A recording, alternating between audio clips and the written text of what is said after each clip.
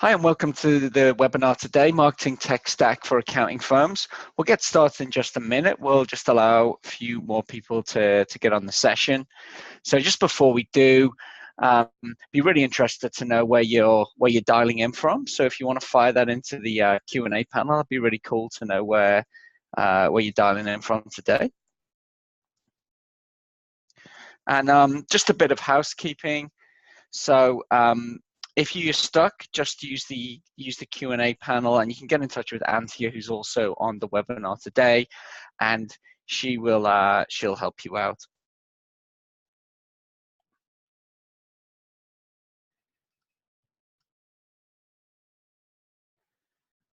Cool. All right. So let's get into it. Just going to quickly. Oh, that's cool. Dave's from Toledo in the US. So yeah, if you want to tell me where you're dialing in from, you can use the chat. I don't think I can see the Q&A right now, so fire it into the chat. It'd be really cool to know where you're dialing in from. We'll be talking about online meetings a little bit later. Cool. All right. Well, let's get into it today. So we're going to be talking about the marketing tech stack. Just before we do that, tell you a little bit about myself. Hi, Renee from Auckland. How are you doing? Garrett from Ontario. How are you doing, Garrett? So my name is Matt Wilkinson. I'm the founder and CEO of BizInc, and we work with several hundred accounting firms worldwide, helping them with their websites and their marketing. I've been working with accountants since 2010, and before that, I've been a marketer since the late 90s.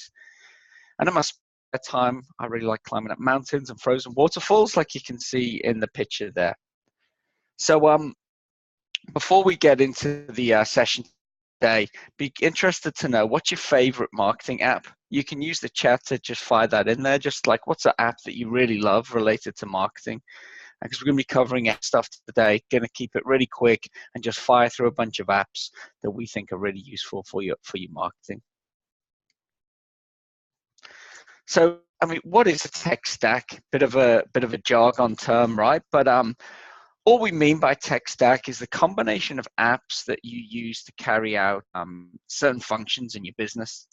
So, you could, of course, have an accounting stack. You will have an accounting stack based on top of apps like Xero or QuickBooks, and you've probably got some other stuff rolled into that, like Receipt Bank, HubDoc, Spotlight, Fathom, all these different apps that add extra functionality, and that builds out your tech stack. So what I'm going to be looking at today, of course, is the marketing tech stack.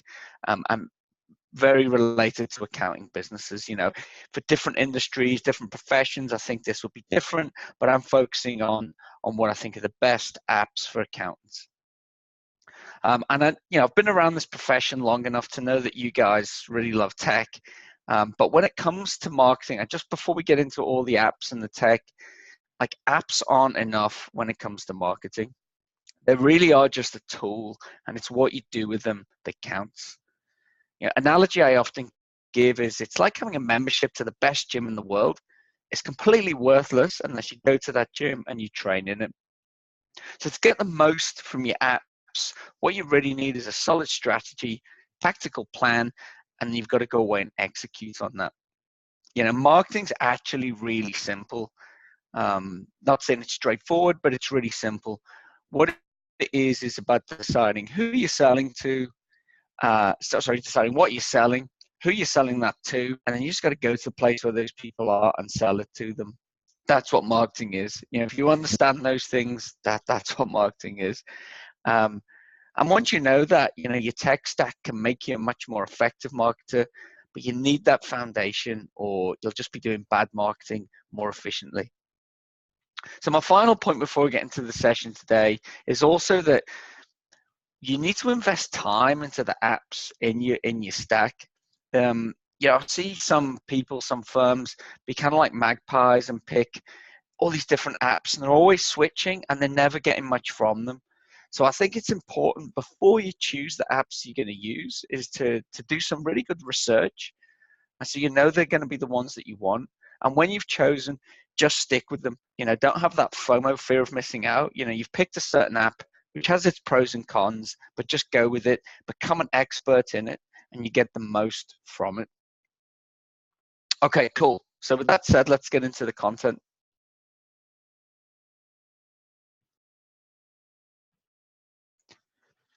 So the first thing that I want to look at is your website, because your website is still the center of your marketing world.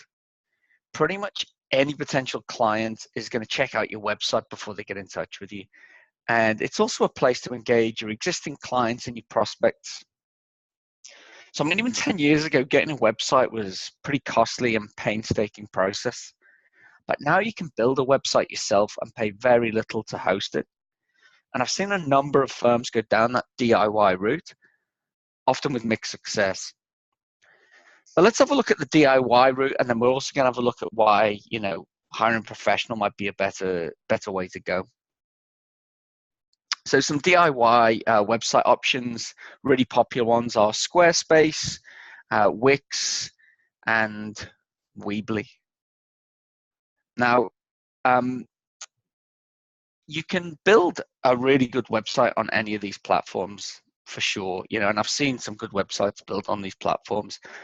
But I've also seen some accountants and bookkeepers build some really nasty websites using these tools, because design is only half of what makes a website. So even if you can use one of these tools to make a website look good, and they'll all tell you that it makes it super easy to do that, but I think the evidence when you see some of the websites built on them would suggest otherwise. But it definitely can be done. I'm not trying to knock them. I'm just saying it's probably harder than you think to make a good looking website. But design is only half or less of what makes a good website. The content is more important. It's at least as important. So I think these DIY options are great if you're bootstrapping a firm, when you're just starting up. But I think if you're starting to get serious about your website, it's probably worth hiring a website professional. Now, of course, you're thinking, I'm going to say that because I'm the CEO of a company that makes websites for accountants. But yeah, I am going to say that. But I'm also in the unique and I would say unenviable position of having looked at thousands of accounting websites over the last decade.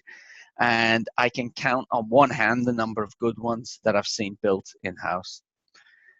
So, another way I put this is like, would you tell your clients to do their own bookkeeping, accounts, or tax? You wouldn't. So my advice when it comes to websites is hire a professional to design, build, and probably most importantly, write the content on your website. So even if you've built a nice looking website in, say Squarespace, I'd still recommend that you get somebody to write the content. But we're talking about tech today, and I'd say to focus on that part of it. The hosting of your website is also super important. Biz Inc., we host on Amazon Web Services. Xero recently moved their software, whereas a lot of local web designers are going to use cheap shared hosting. So that can be quite slow, and it can also mean your site is on the same server as all manner of dubious sites. Another thing you want to make sure of is that your site has a secure certificate, sometimes known as an SSL certificate. And that means the traffic between your website and your visitors is encrypted. So that's really important anyway, but also if your website doesn't have an SSL certificate, it will show in browsers like Chrome, it will say insecure. That's a pretty bad look when people are visiting your website. They're hoping to work with you and look after their financial data, and your website says insecure. And also, actually, Google is starting to penalize sites that don't have SSL in the search engine rankings.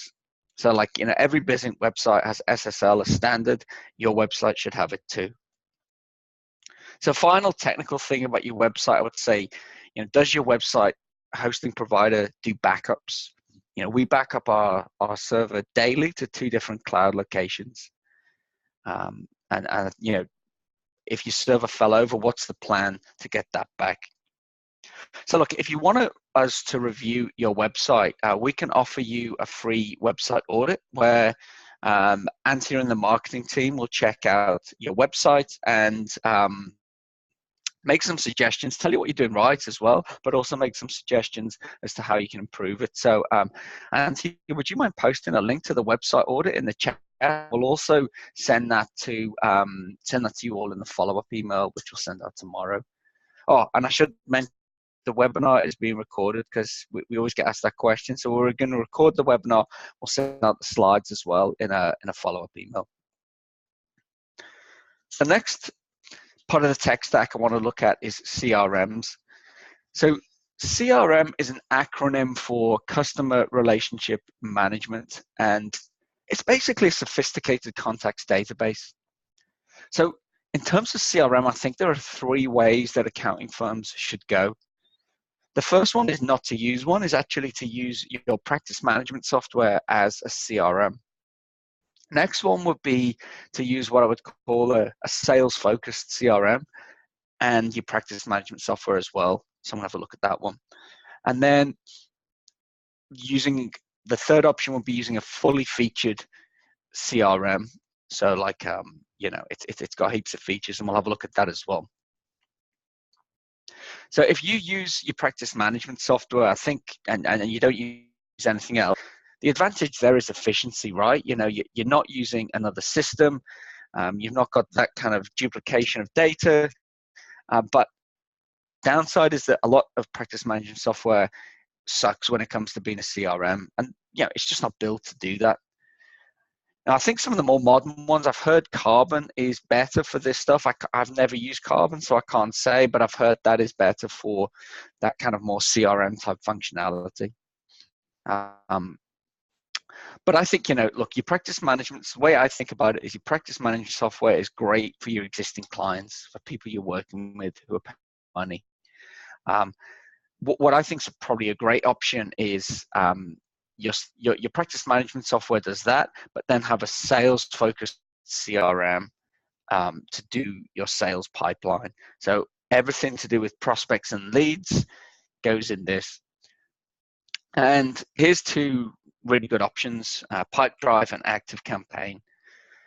Really simple CRMs, and they make it really easy to manage the leads and prospects, but they don't have all the extra features of bigger CRMs, which can get in the way, but they can cause a lot of clutter and bloat, and that gets in your way.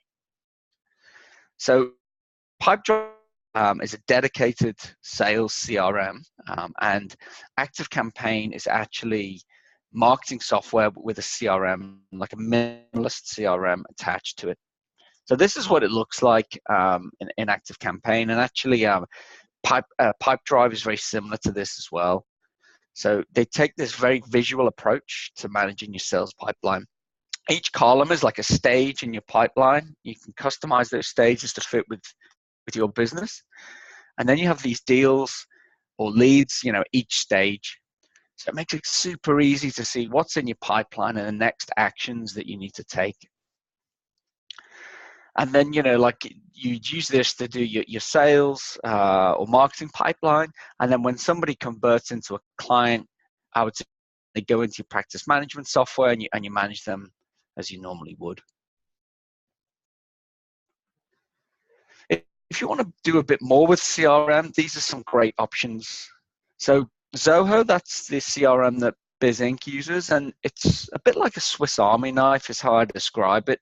It's not amazing at any one thing, but it does lots of things. HubSpot, their CRM is free. And a lot of firms use that. Another one, Insightly, is popular due to accounting integrations.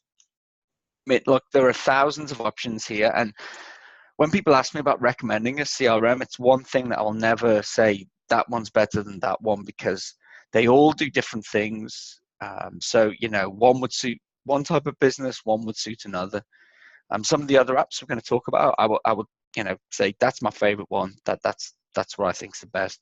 CRM, it's a lot harder to do that because they all take very different approaches. But all of these ones here are really good.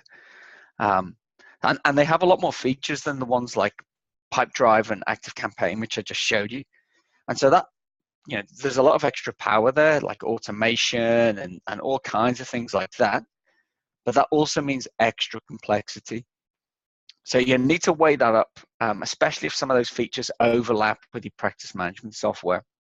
CRM can get really complicated really fast. And the other thing is your data being all over the place. But we're going to have a look at some ways to solve that a bit later. But any CRM you choose must have a good API so that you can connect to your other systems.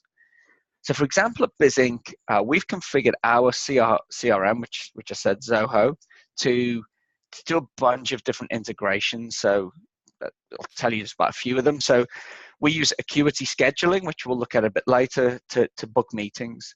So when someone books a meeting in Acuity, they get pushed into Zoho. It creates an event and a contact, and we know that we're going to do a sales demo for them or have a meeting with them. If someone downloads an ebook from our website, that lead gets pushed into Zoho. If we're talking to somebody via email and Gmail, we can create a deal from right inside Gmail, and that goes straight into Zoho. And when we've created that deal and we want to send them a proposal, we integrate with PandaDoc, which is what we use for sales proposals. So through that API, we're doing all these different things, and that data's traveling between all those different places. We're not duplicating, and it's being really efficient. So next thing I want to have a look at is email marketing. I'm going to do a quick poll now. So if you wouldn't mind running that poll, please, Anthea. And I just want to know, how often do you send marketing emails?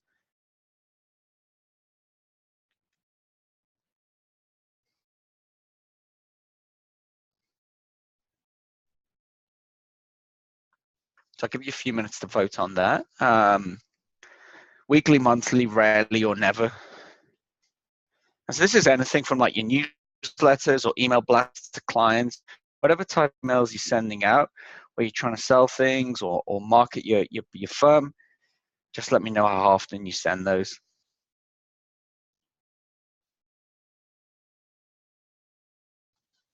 All right, cool. Let's wrap that up and have a look at the results. Okay, interesting. So only 4% sending weekly, 44% don't send any marketing emails, and then we've got like roughly a quarter sending rarely or monthly. So if you've been to any of my other webinars, you will know that I love email marketing, and lots of reasons, but for one of them is that look at the return on investment, right? $44 for every $1 spent, according to the Direct Marketing Association. And so that's almost twice as much as search and 4 times as much as social media. And one of the key reasons you should be using email is that every business owner has an email address, and they probably check it several times every day. So how many clients, how many of your clients and prospects are on Facebook? Some will be, some won't. If they are they using it in their business? Are they checking it regularly? Same with LinkedIn. Some will use it, many won't, but they're all using email, and that's why you should be using it as well. So in terms of email marketing apps, I think these are 3 really great ones. My personal favorite is Campaign Monitor, and that's got over a decade. They've got over a decade of experience in creating an awesome email marketing tool, and I really like their approach because it's a very simple app, but it's very powerful. And they don't release features very often, but when they do, the features work really, really well, which we can't say that for lots of software. They're often pushing out features, but they're badly thought out. So I really like Campaign Monitor. It's a very focused tool that executes what it's meant to do really, really well. MailChimp is really popular. It's got a free plan. It does all the stuff that Campaign Monitor does. I just don't think it works quite as well. And my personal prejudice is that the monkey really irritates me all through the software, but that's completely subjective. Active Campaign is also an app that I think is gaining ground. I'm seeing it around a lot more. We switched to it last year. It is really good in terms of features. It definitely hasn't got great usability like Campaign Monitor, but what it does well, and it's got some really interesting automation features in there as well. It's definitely got some features that Campaign Monitor and MailChimp don't. So they're three really good email marketing apps. I'd be sending out three types of emails. Newsletters, email newsletter, I'd be doing that monthly. Email blasts, so promotional emails and some prospects, I'd be sending at least one of those every month. And email automation is also really useful as well. But I guess the thing with all of these apps, that's what they just are, they're apps. They don't write and they don't send the emails. So I just wanted to quickly show BizInc email marketing, because if you want to make the most of email marketing, and $44 for every $1 spent is a massive ROI that you can get back, and we can help you with that. Earlier this year, we launched an email marketing service which gives you the same functionality of apps like MailChimp, but we also write and send the emails for you. So for example, if you want to send a monthly email newsletter, we can do that for you. And we've taken a different approach from some of the other suppliers. One of the things is like our content comes from a really big library, so no two firms' newsletters are the same. We're not going to do that kind of like really boring PDF style tax works newsletter that you see and it's been sent out like by 1,000 firms. With our one, you can also add or edit the content yourself, and we don't do boring compliance content that nobody reads. People don't want to read about that stuff. That's why they hire you. We've got content that small business owners really love about how to grow, manage, and market their business. We can also help you with email marketing automation. Like you can see on the screen, a course like that's a business plan course. That's a really popular, what we call it, a lead magnet. So you can put that course on your site, people sign up, and we send them the course for you. And it's all from your email address and your branding. So that's a way to turn website visitors into leads and then nurture those leads and turn them into clients. So if you want to find out more, like Anthea can post a link to book a meeting, and you can talk to one of the marketing team, and we can show you how we can help you with all that side of email marketing and take that off your hands. So next thing I want to have a look at social media. And before we get into the apps, I think it's just worth noting that for most firms, social media is not going to get you leads. It's not going to get you leads. But it is really great for engaging your existing audience. So existing clients, leads that you're already talking to, social is great for. But very few firms are getting leads, finding new business through social. You'll always be told about the exceptions, and they're often held up as examples, but they tend to be exceptions that prove the rule. So social is a really great engagement platform. I think that LinkedIn and Facebook are the key sites that you should be using. Twitter and Instagram, possibly. Google Plus is dead, by the way. Google are going to discontinue that, so we can no longer worry about that. But I'm focusing on LinkedIn and Facebook. And you can post to those individually, but there are also some great management tools that can speed things up and help you get your message out to a wider audience. So I'm going to just talk about three of them. Buffer and Hootsuite, two really popular ones that kind of do the same thing, which is allow you to post, you post once and it can go to Facebook and LinkedIn at the same time. So it's a big time saver. And you can also schedule content in advance. So that means that, I'm a big fan of kind of compartmentalizing your work rather than, context switching all the time. So you can schedule some time to do your social posting, hour or two a week, do it in one go rather than constantly dipping in, which can be pretty distracting. Now, Edgar takes a different approach. They make the realization that when you post to social media at any time, only a fraction of your audience is going to see it. So to get noticed, you've got to post the same content several times, which is obviously going to be really time consuming if you do it yourself. But with Edgar, what you can do is load in a bunch of social posts, and you set up a schedule for when to repeat them, and then it will just do that reposting for you. So what that works best with is what we would call evergreen content. So content that's not time sensitive. So say it was like related to a tax deadline, you wouldn't want to put it in Edgar. But if it was something like, for example, what we use at BizInc with Edgar is we load in posts featuring testimonials from our clients. And so they periodically post out to Facebook, LinkedIn, and Twitter. And, those things, they don't go out of date. And we found that gets those messages out to a much wider audience than we ever could have done before.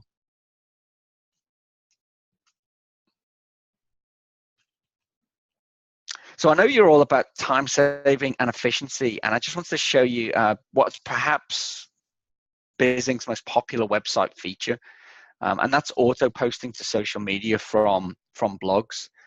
So we create blog posts for clients, and that obviously saves them, several hours each month if they try to write them themselves. So they can go in, choose a blog post, but what's really cool is that when they hit publish, that also goes live on, it also posts to their Facebook, LinkedIn, or Twitter as well. So, they post this blog, and that message on this site's Facebook and Twitter, that message gets posted there as well. And that's a really popular feature because as well, we can also post to an email newsletter as well. So with that one click, blog, social media, and email newsletter all done. So it literally takes your kind of content marketing down to just a couple of minutes a week.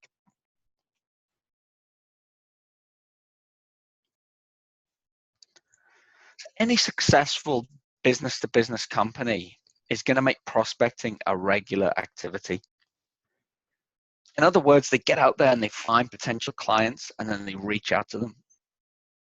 But in my experience, prospecting is where most accounting firms are really weak. You can't just sit around waiting for leads to come to you. You've got to go and get out to them. So how do you prospect? It's not really the focus of the webinar, but my first advice would be you need to work out who your ideal prospect is. Because if you're marketing to everybody, you're marketing to nobody. And once you've worked that out, you can create what we call at BizInc a prospect map. In other words, what you do is you work out where your ideal prospect hangs out, online, offline, where you're going to go and find them. And, if you've worked out who the ideal prospect is, let's say it was like a local graphic design agencies, that was who you're going to go after. It becomes really easy to work out that prospect map. You can find out their physical location, you can find out maybe meetup groups they go to, and you can certainly find out their websites and get their contact details. But that's sometimes hard to do. Sometimes their emails are a bit hard to find. And that's where the first tool on the prospecting list comes in, which is Hunter. So Hunter's a really handy tool where you can enter a website address and Hunter will go away and try and find all the emails associated with that domain. It doesn't always work, but more often than not, you'll get some results back. And that means once you've got those email addresses, you can start reaching out to those people. That's where MailTag comes in. MailTag's an extension to Gmail, and they've got an Outlook version coming soon. And that allows you to track emails you send from your inbox. That's really handy for knowing when to follow up. You send out a prospecting email, you can see somebody's opened it. Obviously you're going to call them pretty soon after that. And what MailTag can also do is automate the follow-up process. So, you can pre-write an email sequence and then attach that to emails that you send to a prospect. So what that means is if you don't hear back from that person, MailTag will automatically follow them up after, say, 5 days, then 7 days after that. It will automatically follow them up with other emails without you lifting a finger. Really awesome app. Finally, LinkedIn Sales Navigator, really awesome if you want to take your prospecting a step further. Allows you to do advanced searches to find potential clients in different localities or industries. So, if you've worked out who your ideal prospect is, you can put all those characteristics into LinkedIn Sales Navigator, and it will give you lists of prospects to reach out to. You can either reach out to them in LinkedIn or use Hunter and Mail Tag, like I've just described, to reach out to them, directly through email. Sales Navigator is not super cheap, but you'd only need like one client a year to pay for the annual subscription. And they've got a free trial anyway, so I really recommend going to check that out.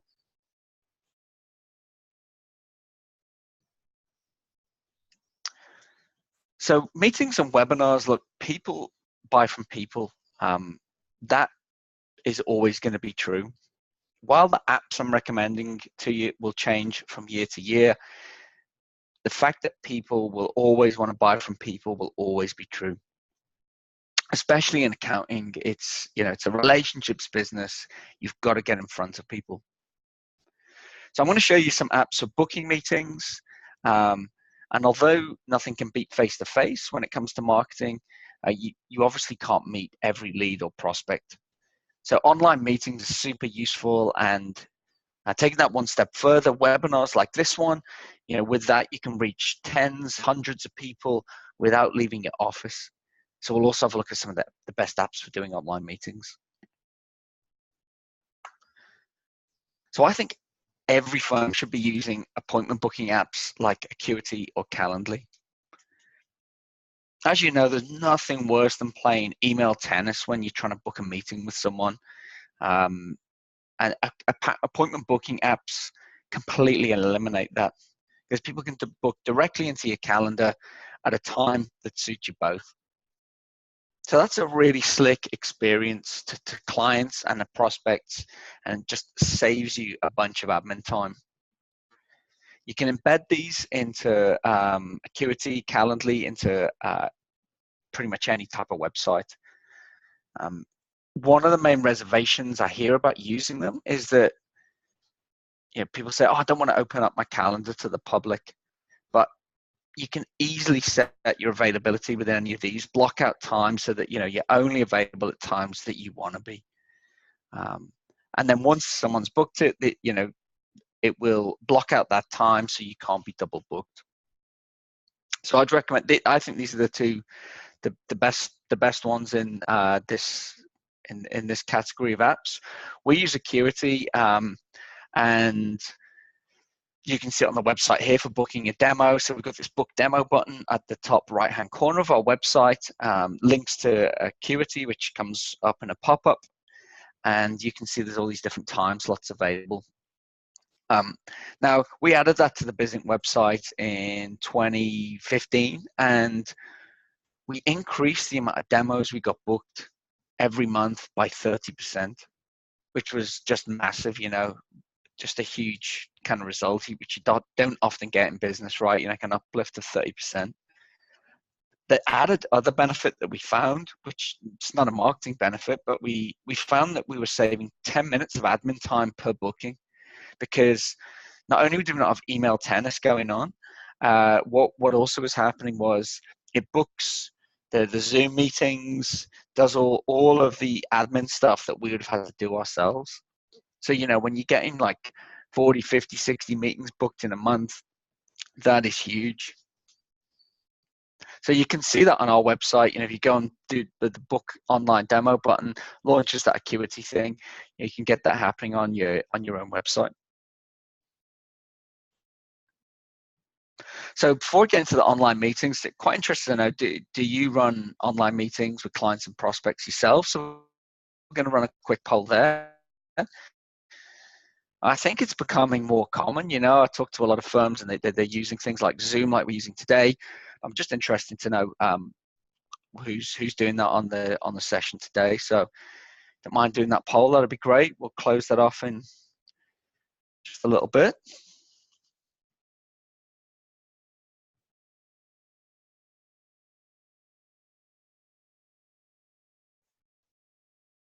All right, awesome. Should we close that off, Anthony? Thank you. Oh, cool. So majority of people are doing online meetings, and So I think that's really positive because, it's great having one-to-one, face-to-face meetings with people in the office or their offices or whatever, but we can't do that all the time. So being able to do online meetings gives us, most of that benefit without leaving the office.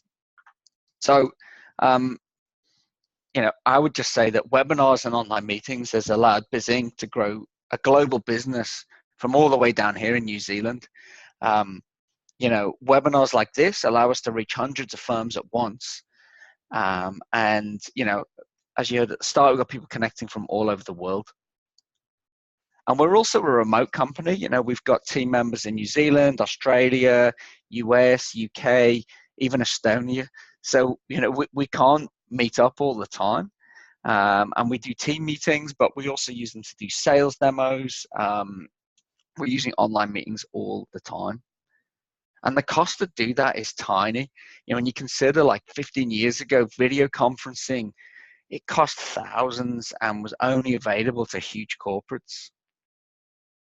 Now that's available to anybody.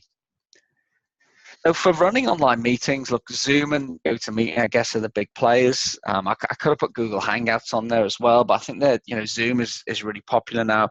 We used to use GoToMeeting. I don't know. I can't say I love either of them. They do the job pretty well. I think they've got kind of slightly annoying interfaces, but maybe that's just the complexity of the software. But yeah, Zoom, GoToMeeting both do online meetings and webinars, and I'm sure a lot of you are using one or other of those. Then, if you're going to be doing presentations, you've probably already got a favorite out of PowerPoint, Keynote, or Google Slides. And they've all got pluses and minuses, right?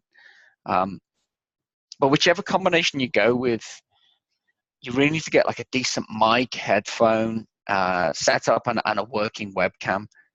I've had a few meetings over the last couple of weeks where it's just been painful, where it's taken like 10 minutes for people to sort that stuff out. I think it's like, and I think the stats there, 64% of you using online meetings, they're now a standard way to communicate. So, I don't think it's acceptable anymore to take ages to connect and then, having really bad audio, and it's just not a good look, right? Of course, that happens to all of us from time to time. We've got bad internet or, whatever, you have problems. But I think having a good setup and being able to jump into a meeting really quickly is kind of a really important business skill now. So, I guess part of your tech stack as well, like some good headphones or a mic, speakers, webcam. I'd put all that stuff in there as well.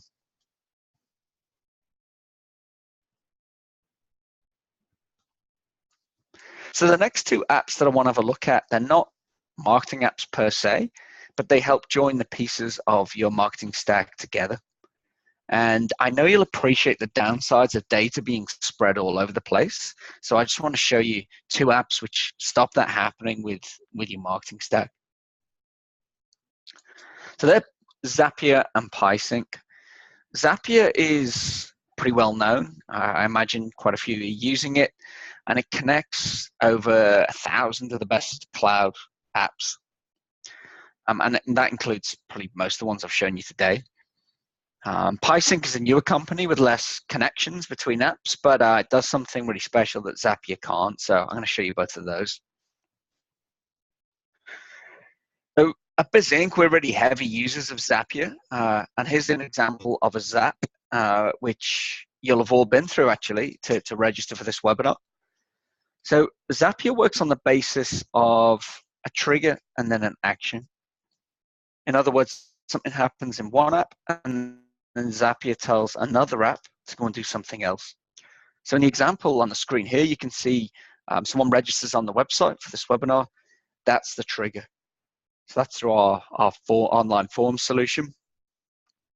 And then the action is to create a registrant in Zoom webinars. And that's you. And then because we've actually got like a higher plan with Zapier, we can do like multiple actions at once.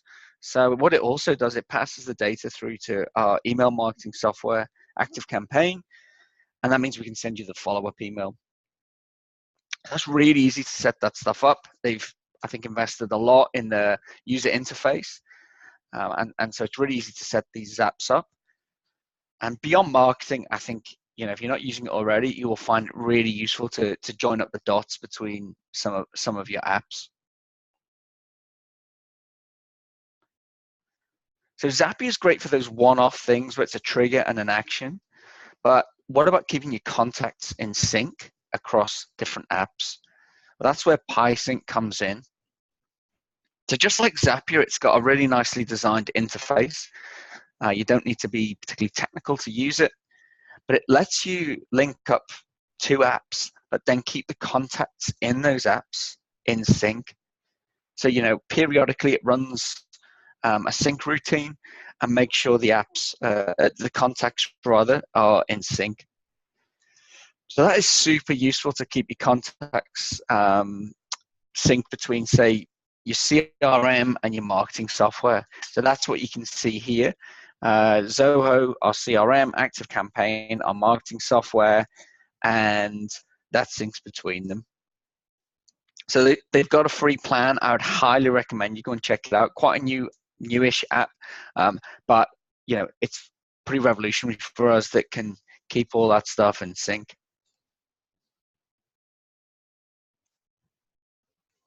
So, we've just gone from PySync, which is a pretty sophisticated app when it comes to marketing.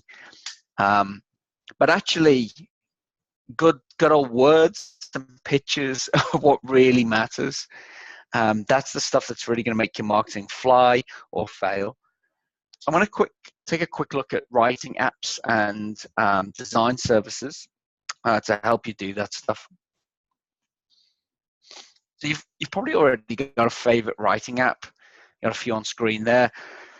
I use Evernote personally for jotting down like thoughts and ideas, just stuff that I randomly think of, or a conference, I can just fire it into Evernote. Google Docs I use for like longer pieces, longer writing. I'm writing an ebook or something like that, or when I want to collaborate with others, because it's got really good collaboration tools. Obviously, spelling and grammar mistakes can really detract from your marketing. So on a human level, get everything proofed, proof it yourself. That's really important.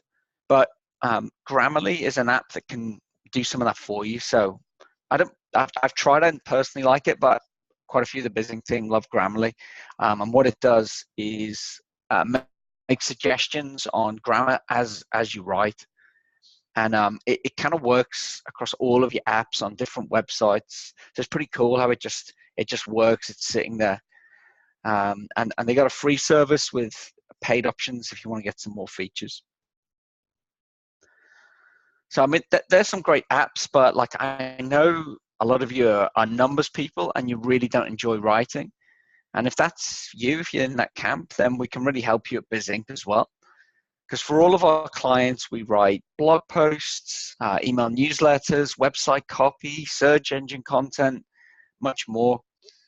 So if you are struggling to write marketing content, please reach out, because we've got content packages starting from just $99 a month, and that will give you probably more content than you can know what to do with. So you can reach out to us and we can help you with that.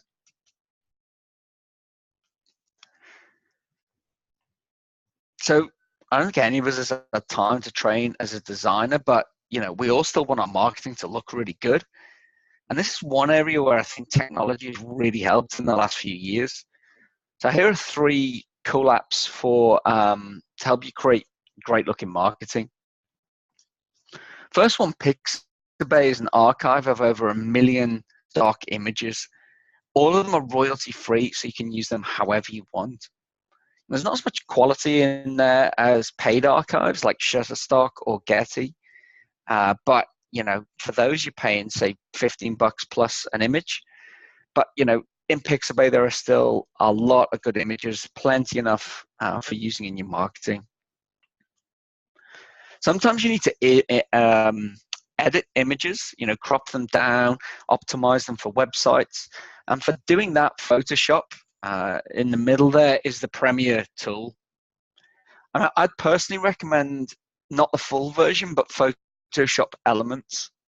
It's got more than enough features, and it's not going to break the bank. Adobe and Photoshop are pretty expensive software. I think Elements is, I don't know, it's under $200, and it's a really good tool. The last one, Canva. This is an awesome company out of Australia, which allows you to design things like social media posts, event invites, presentations, posters, and it makes it super easy. It's really hard to explain how cool this app is. You need to check it out. Um, you'll be amazed at what you can create, even if you don't have a creative bone in your body. They just make it super easy to drag and drop stuff. There's loads of pre-made templates in there, so you can create awesome looking stuff, and it just takes a handful of minutes to do that. So the final thing I want to look at is reporting. Not going to spend long on this, and then we'll get into a Q&A. So if you've got any questions for me about any of these apps or any other apps at all, obviously I've just covered what I think are the best apps here. Feel free to use the Q&A panel, and Auntie will come back on and she's going to ask me those questions. So we'll get into that in just a minute. But I'm just going to talk about a couple of reporting apps, right? Because I think you're probably drowning in data. There's all these dashboards and complicated kind of reporting tools out there. And honestly, I don't think a lot of them get looked at. And, even if they do, what can you do with that data? So Google Analytics is kind of like an essential. It's a free tool for tracking what people are doing on your website. Kind of important to know that stuff. But there's so much data in there. You don't want to get too bogged down in all the the metrics. The metrics that really matter when it comes to marketing are business metrics, right? Like what leads you're getting, where did those leads come from, and what sales are you making? And you don't need a fancy reporting tool for tracking that stuff. Good old Excel is still a really handy tool to use. We use it all the time to do quick calculations, which actually would be much harder to do if you were trying to use one of the more sophisticated tools and dashboards. So you can do some real quick and dirty stuff in Excel. But I think the main thing is to not think about, likes and followers and, even website visitors. None of those things matter in isolation unless they actually are linked to, we got more followers, we made more sales. So, I'd say focus on the business metrics, and you don't need like fancy tools to report on those. So to sum up today's session, apps alone aren't enough. Can't stress that enough. Technology will not solve your marketing problems. If you've got a bad marketing plan, then all technology can do is, make you more efficient at delivering bad marketing. So, invest in working out who your ideal prospect is, where they're hanging out and how you're going to reach them. What are the messages you need? If you've got all that stuff sorted, then apps can really, really help you. All this stuff can really help you do that faster and get it out to more people. But you've got to have that foundation. Also become an expert in your stack. Don't just jump from app to app, or you're never going to get the best of any of them. Everything's got pros and cons. So, do your research, pick one, stick with it, and you'll get the most of it, of your marketing stack.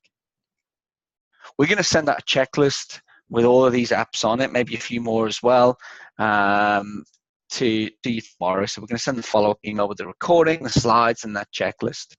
But I'm going to stick around now for some questions. So feel free to use that Q&A panel. Ask me anything about these marketing apps, other ones you're having a look at, and I'll do my best to answer those for you. But yeah, thanks for coming along today. If you've got to go now, and best of luck with your marketing.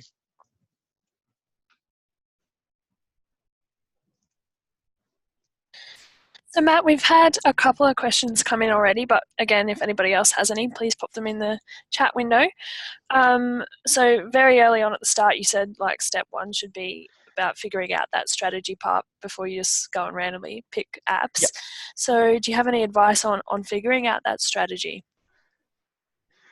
I think that I've said it a few times, is like, think about your ideal prospect. Like who's the person you most would like to work with. So who have you worked with in the past that you've really enjoyed working with? What was it about them that made you enjoy that? And then start gearing your marketing towards them. Now, that's going to be easiest to do if they probably come from a certain sector or industry, because what you can do then, like using the example I gave before, say it was graphic design businesses, you can easily find out where they are. And that's the key, right? If you're just trying to market to small business owners, well, where'd you find those people? If you decided, okay, we're marketing to graphic design businesses, not only do you know where they are, you can work out what their pain points are and you can talk to those pain points. So in a nutshell, that's what I do. You need to work out, what you're selling, who you're selling it to, where are they. You just go and do after that, which makes it all sound really simple, but that is the basis of it. Yep. So is that kind of your tips on how to find a niche or an ideal prospect? Do you have anything else on that side of it? Well, yeah, I mean, you could call it a niche. I mean, I'd say you don't need to niche a firm. You just need to niche your marketing. If you, again, I'll say it again, like if you're marketing to everybody, you're marketing to nobody. And, so picking picking a group to focus on is going to make your marketing far more effective. Cool. Somebody's also asking, do BizInc websites integrate with these apps? Yeah, we do integrate with a bunch of them. So we integrate with all of those CRMs. We integrate with email marketing tools like Campaign Monitor, MailChimp, ActiveCampaign. What else? We integrate with like payment platforms. We integrate with accounting apps like Practice Ignition. Yeah, so we do. Yeah, I mean, the integrations is a big part of what we do. We want you to be efficient. And if we can't do it ourselves, so we can do email marketing, newsletters, all of that within the BizInc platform. But if we don't, we integrate with best of breed technology. Awesome. And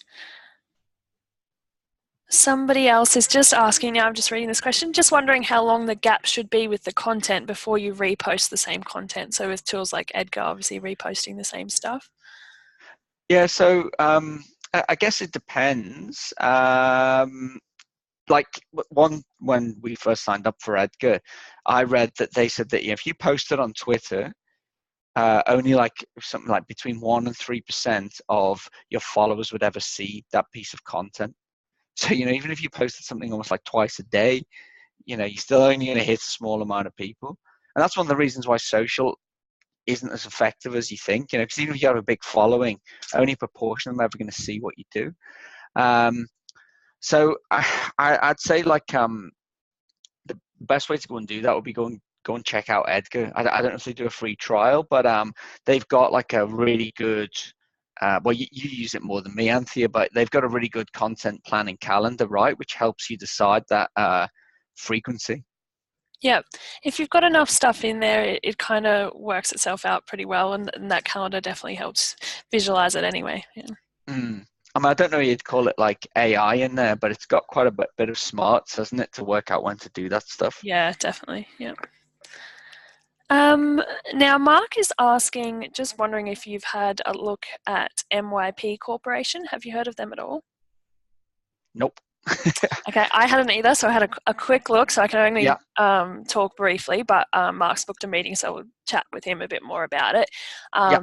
It looks like cloud software that helps deliver end-to-end advisory by the looks of things, and I can see they have things like email marketing in there and events kind of management, but just from a brief look at it, they have an emailer, but they don't necessarily have, like you were talking about before, those emails written for them, doing the emailing and the sending like BizInc does as well. So yeah, we'll have a bit more of a look at it and talk to Mark, next week. Yeah, sounds good. I think those are all the questions that I've got for now, but if anybody else does, please quickly chuck them in the chat panel. We'll send out an email tomorrow with, like I say, the recording that we'll put together a checklist, like a PDF of the app stack. So you've got that, and any questions, you'll have our details. You can just follow up. I'm happy to chat about any of that stuff. Looks like that's all for now. Thanks, Matt. Awesome. Well, thanks for those questions, and thanks very much for all coming along today. Just leaves me to say, well, this is the final BizInc webinar of 2018. So have a great break. I hope you're having a break, and we'll look forward to catching up with you in the new year. Have a good day.